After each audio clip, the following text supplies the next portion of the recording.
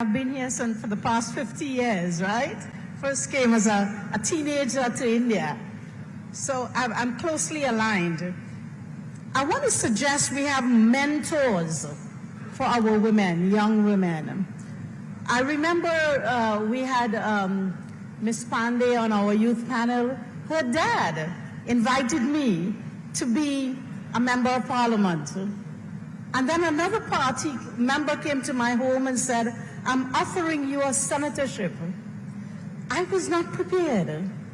I had no mentors. And I did not feel confident going into those positions dominated by men, and that I didn't have my feet on the ground. So I think we women need to be educated, empowered that way. And in fact, we did have a course in Trinidad for empowering women in the rural areas. I did that. That was very popular. So let's empower each other through conscious mentorship. And let's listen to diaspora voices. Like that word idol.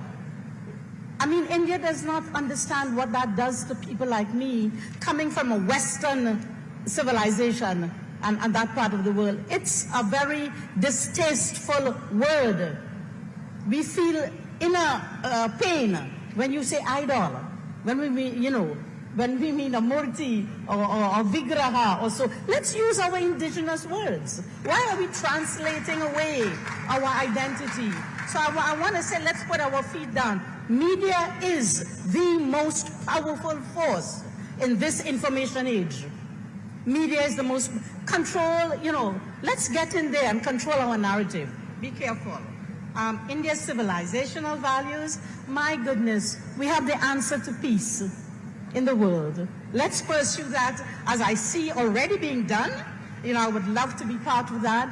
And finally, from BHU, as I said, we have the course for India's diaspora. I think the diplomats need training in India's diaspora. We've had a few who have come to us not understanding we are a different diaspora. The ones of the British colonial, European colonial times is different to the IT diaspora in the US. Yes. So let's understand and know each other. Yes, we understand. So knowing each other, that is what is important. Now, Ms. Maitri would like to listen from you. So the city that I come from, Addis Ababa, is the seat for African Union also. They have a very interesting rule wherein if they have a chairman and a deputy chairman, a chairperson, I should say. So if the chairperson is a female or a male, the other deputy chairperson will definitely be of the other gender. So this in itself is an example of, equality and this is a representation of African Union. Imagine the kind of empowerment that you are getting from just an example. Besides this, I also would want to suggest that, in today's world, the future is very digital. The future, we have a digital world that we live in also.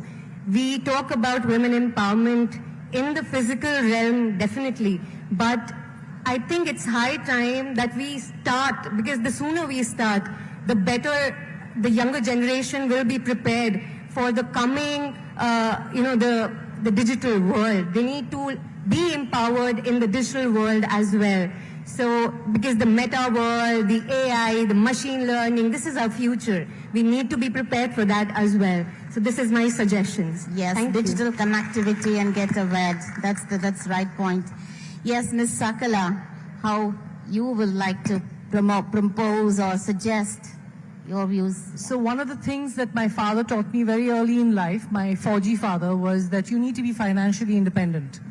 The quicker you get financially independent, the quicker you learn a skill set, the quicker you can stand on your own 2 feet. Unfortunately, my 2 feet took me to modeling, but I'm just telling you on a bigger picture. But on a very serious note, one of the things that I learned in Qatar after living there for 24 years was it is one of the safest countries in the world for women. Safest. You can leave your house. I haven't locked my house in 24 years. If you come to my house today and say, I have to drop off a package, okay, go in through the kitchen or go in through the garden door, we don't lock our houses. Why can't India have higher safety standards for women? That's the first thing that I want to talk about. The other thing is that teaching women a skill set. A lot of the women we talk about, and this is not me, I don't represent the whole of India. We're talking about the women in the villages who don't have education and don't have the capacity to get educated. We need to teach them a skill set, whether it is weaving or stitching or cooking or something. Make it into cooperative societies, make them financially independent. Biggest example of that, Lijjat Papad and Amul. I mean, look at what they've done for the women in India. Look at what they've done. They've actually changed the demographics. So this is what I want to do. I want to change one person at a time, the whole country, and I start by educating the women, and I'm going to continue my father and mother's legacy in that. Thank you so much. Thank you so much, Ms. Sakla. Yes. Yes, Ms. Koki. Maybe your story on your courage and resilience, what you would like to suggest. When Slovenia became independent from Yugoslavia, I opened my sariko shops because it was very, very, very difficult. I wanted to make it an Indian handicraft shop. And coming to India, we don't know where you sell handicraft for a big bulk or anything. I had to go from villages to villages, search for it.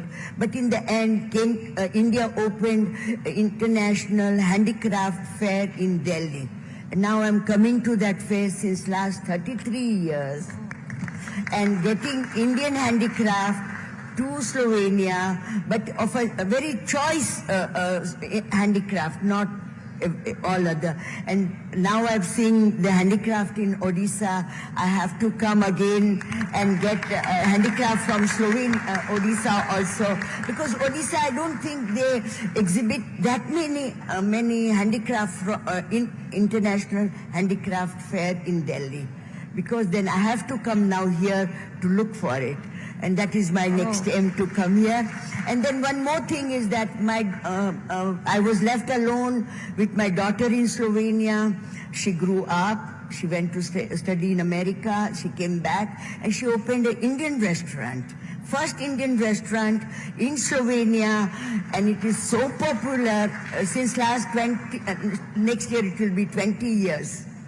We've got authentic Indian cooks and authentic Indian food, which is even our ambassador, Mrs. Namrata, she praises it, and I thank Mrs. Namrata that she sponsored me to come here. So nice of you. And I also take part as an Indian citizen.